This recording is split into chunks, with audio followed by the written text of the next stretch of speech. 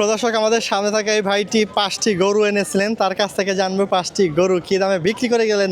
এই কুরবানি এখনও যেহেতু প্রায় 1.5 সপ্তাহ বাকি, গরুর হাট জমতেও আরও 4-5 দিন বা 3-4 দিন মিনিমাম বাকি, তার আগেই তিনি গরু বিক্রি করলেন 5টি।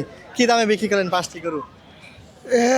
আইছিলাম টাঙ্গেলের তেল হ্যাঁ হ্যাঁ। গাড়ি সহ ভাড়া সহ বেচছিল 2,80,000 করে একটা। একটা হ্যাঁ, এইটার বডি ওয়েট কত ছিল? 6 মন।